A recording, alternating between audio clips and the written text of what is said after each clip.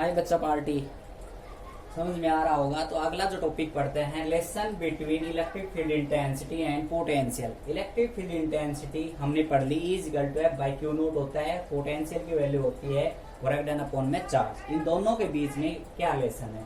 Exam of view points इतना important नहीं है, लेकिन ये रिलेशन हमेशा आपको याद रखनी है, पूरी फिजिक्स के अंदर काम आएगी। बार बार मैं बोल रहा हूँ तो ध्यान से सुनो। तो सबसे पहले हमने क्या किया, रिलेशन कैलकुलेट करने के लिए let us consider two surfaces A and B in which the value of potential is V at this surface and the value of potential is V minus dV at this surface.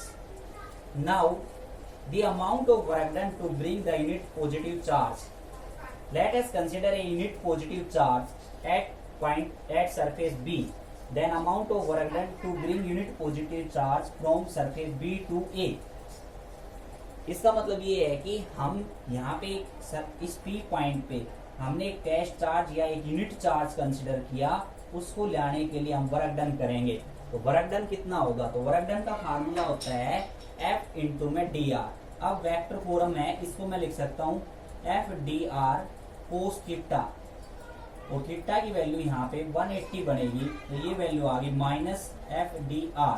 तो ये work done आ गया।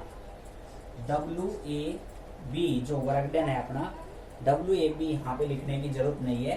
तो जो work done हमने किया वो work done हमारा आया माइनस FDR।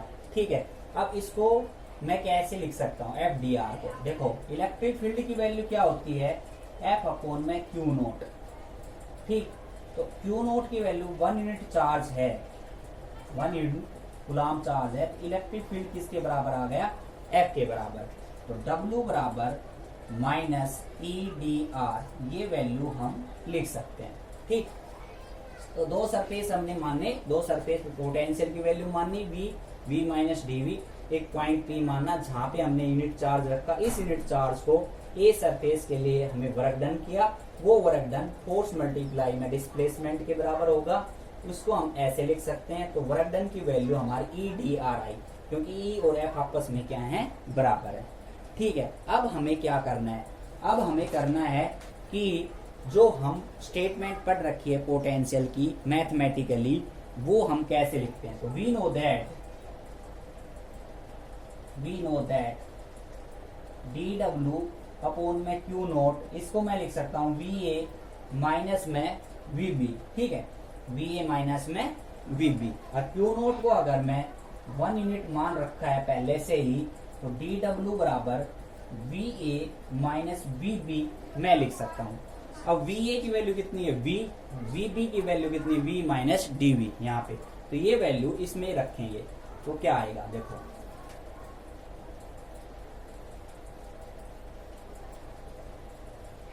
तो DW बराबर V minus V plus DV।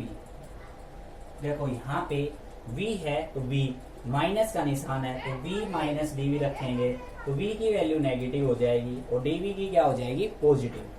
V से V कैंसिल, DW बराबर आ गया DV। Equation number 2। Equation first हमारी क्या है? W वर्क डन के बराबर, तो ये भी क्या है? Work done. ठीक, तो वर्क डन दोनों आपस में बराबर हैं। तो वर्क डन आपस में बराबर होंगे तो राइट हैंड साइड भी क्या होगी? बराबर। तो राइट हैंड साइड बराबर होगी तो ये वैल्यू क्या आएगी? DV बराबर, या लिख सकते हैं माइनस EDR बराबर DV। E is equal to DV upon में DR। तो ये माइनस का symbol here, negative sign, so that the value of potential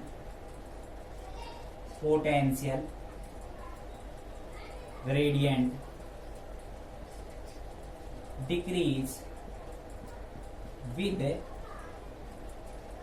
electric field. इसका मतलब ये है कि नेगेटिव साइन यहाँ पे शो कर रहा है E is inversely proportional to DR। Electric field जैसे जैसे कम होती जाएगी तो पोटेंशियल की वैल्यू घटती जाएगी। तो डिक्रीज के लिए माइनस का निशान यहाँ पे यूज किया। तो ये बहुत इंपॉर्टेंट रिलेशन है, E is equal to minus DV upon में DR। बहुत काम आएगी, बहुत ज्यादा काम आएगी। तो बच्चा पार्टी सभी इसको याद रखें। A equal to minus d V upon में डी आर। अब बात करके इक्विपोटेंशियल सरफेस हम फिजिक्स के अंदर क्यों पढ़ते हैं। आज का जो टॉपिक ये था इक्विपोटेंशियल सरफेस। फिजिक्स के अंदर हम इसलिए पढ़ते हैं क्योंकि इलेक्ट्रिक फील्ड इंटेंसिटी की डायरेक्शन और मैग्नीट्यूड रियल के अंदर इक्विपोटेंशियल सरफेस ही बताता है, इसलिए फिजिक्स के अंदर पढ़ते हैं। तो उसके बाद छोटा सा टॉपिक और है एक, electrostatic force are conservative force in nature. तो electrostatic force are conservative force in nature, तो उसके लिए हमें क्या करना पड़ेगा। थर्ड टॉपिक है आज का,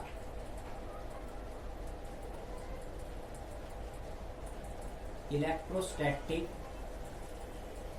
force are conservative force in nature. ये बीच में एक टॉपिक आ था पेज नंबर 40 के ऊपर, इलेक्ट्रोस्टैटिक फोर्स कंजर्वेटिव फोर्स होता है, इस चीज को प्रूव करके दिखाएं। तो उसके लिए हमें क्या करना पड़ेगा, हमें एक सरफेस जो है वो माननी पड़ेगी। तो उसके लिए सबसे पहले वर्क डन हमें 0 बताना पड़ेगा। अगर हमारा वर्क डन 0 हो गया तो फोर्स भी क्या हो गया, कांस्टेंट। तो to calculate this, first we calculate work done on closed path is 0। सबसे पहले हम जो वर्क डन है क्लोज पाथ के ऊपर अगर 0 दिखा दें तो इलेक्ट्रोस्टैटिक फोर्स भी क्या हो जाएगा, कंजर्वेटिव हो जाएगा। ठीक है, कैसे, तो हमने एक सरफेस मान लिया, एक क्लोज पाथ मान लिया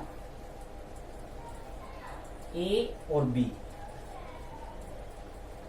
एक हमने कोई भी एक क्लोज पाथ मान लिया ए और बी। तो वर्क डन हम करें ए से बी, वर्क डन हम करें ए से बी। तो वर्क डन का फार्मूला क्या होता है, पोटेंशियल का फार्मूला होता है वर्क डन अपॉन में चार्ज। तो पोटेंशियल का फार्मूला, तो वर्क डन का कितना हुआ, तो वर्क डन का हुआ चार्ज मल्टीप्लाई में पोटेंशियल। तो पोटेंशियल डब्ल्यू ए बी को हमेशा ऐसे लिखते हैं पोटेंशियल में उल्टा V B minus V A. ठीक है, तो नोट्स में ये लिखवा रखा है, तो ये ध्यान रखें, वी बी माइनस में V A, W A B upon में क्यू बराबर वी बी माइनस वी ए।